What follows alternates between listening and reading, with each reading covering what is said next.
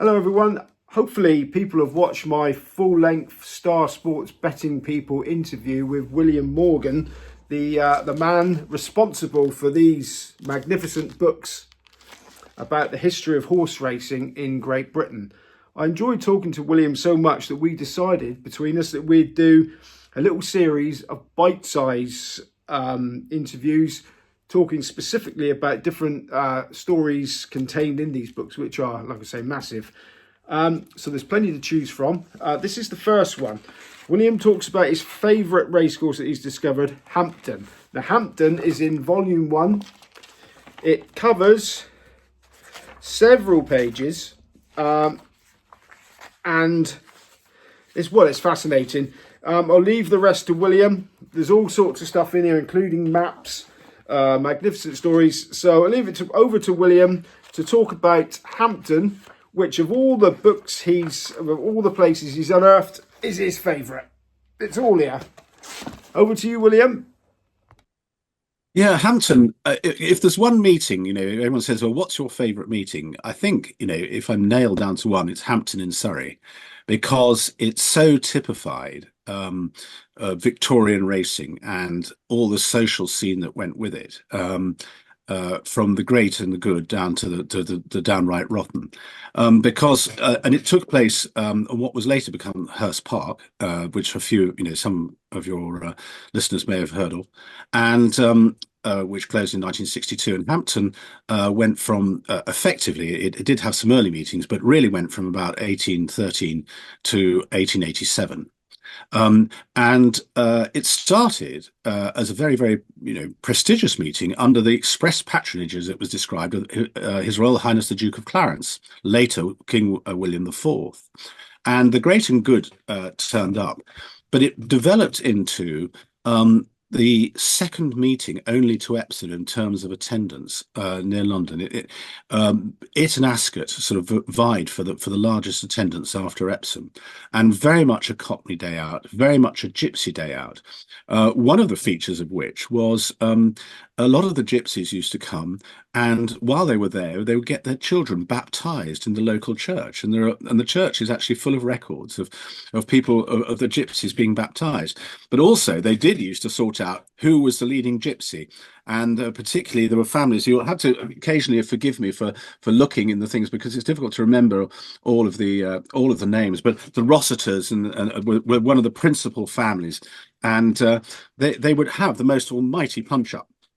And sometimes, most of the time, it was who decked out finest. It was rather like, the birds in New Guinea, who the paradise birds, who was the finest. But occasionally it turned up to a most almighty punch-up. And one of them, they were having one of these great big punch-ups. The police turned up, and as described, a great big roar. The gypsies then united to duff up the police, and they started giving hell to the police, and the police sent for armed reinforcements.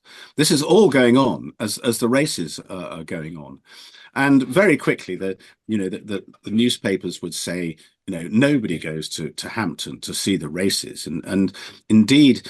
One of the other aspects of Hampton is it was constantly being criticised for what being held as an Irish rack rent meeting, by which they meant that they were getting hundreds of pounds, even up to £1,000 in all the rents and everything else.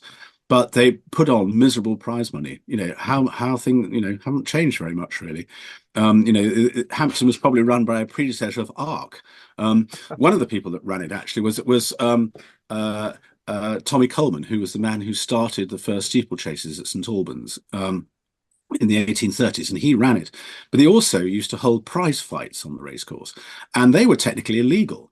And at one stage, Jemmy Parsons, who was also clerk of the course, his nickname was Jemmy Ducks, God knows how why, but he had to crawl down one side of the hedge while the police were on the other side of the hedge to avoid arrest for holding prize fights. But the investigations of the prize fights never really got very far, because it didn't help that, in fact, the same Duke of Clarence and his brother, George IV, were keen spectators at these very, very fights on Moleseyhurst. And some very big, boxing names of their day turned up. And again, not necessarily at race time, but they were always again, the idea racecourse is holding other events in order to boost their income. Oh no, this is a very, very old uh, practice. And one of the fun bits about writing about this is the way the Victorian journalists described it, because they, as I sort of said in the previous pieces, is that no one's interested in the result of a race 5 minutes after it's run, and so that and so they would spend all the time describing these scenes, and it was truly chaotic because there's one description of them people actually having picnics on the course and the horse having to go around them. And all that happened was that they had a whole load of constables. At some meetings, the Notting Hill meeting, they had 300 constables to clear the course.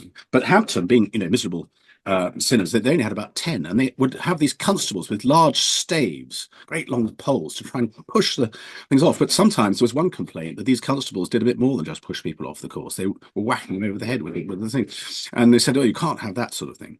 So the journalists would describe the scene, and I'm going to read one of my favourite quotes, and this actually comes from relatively late in Hampton's history in 1865, and this was the correspondent of the Sporting Life. So this is the racing specialist newspaper.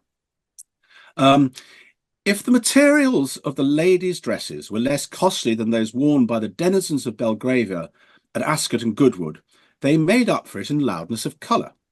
A blind man was once asked what his idea of red was, and he stated that the nearest thing to which he could compare it would be the sound of a trumpet.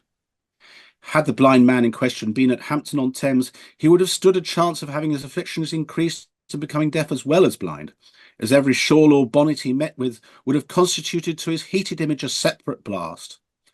And some people dressed up in the most extraordinary garb. They wore false moustaches, and many were drunk but good-humoured.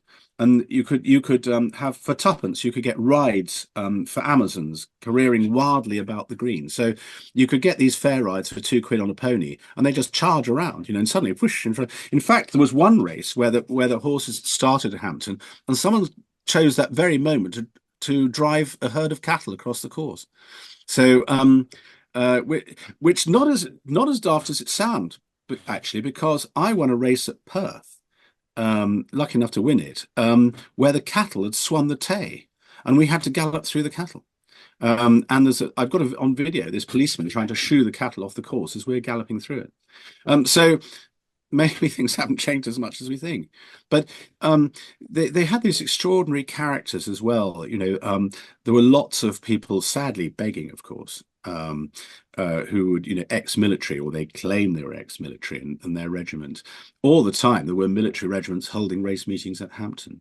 So it's the colour of the thing, really. It's the colour of it. That's what the fun is, and no one remembers any horses that won at Hampton. Not a single horse was of any note at all. I've in the book I've sort of recorded horses that were important to the breed and all that sort of thing. Eclipse and Gimcrack, where they ran or walked over quite often, but not a single horse in all the history of Hampton really was of any consequence. But what a place to go! The Frith painting rather of Epsom, that was Hampton in a much more tiny space. And you're talking about 80,000 people, estimates of 80,000 people crowded into this area. And the course, not only did it have people having picnics on it, but it also had furze bushes on it. So, and they cut the furze back, but sometimes the stumps would remain. I mean, it ended up being a mile and a half round, but what those jockeys put up with. And you've got to remember, they're riding long. They're not riding short and able to hold the horses. The horses are careering round and they're running in heats, and sometimes the heats are taking so long, it's taking so long to clear the course, the heats are being run in the dark nearly, even in midsummer. So that is why, if you like, Hampton, I think, is probably my favorite meeting of all, I think.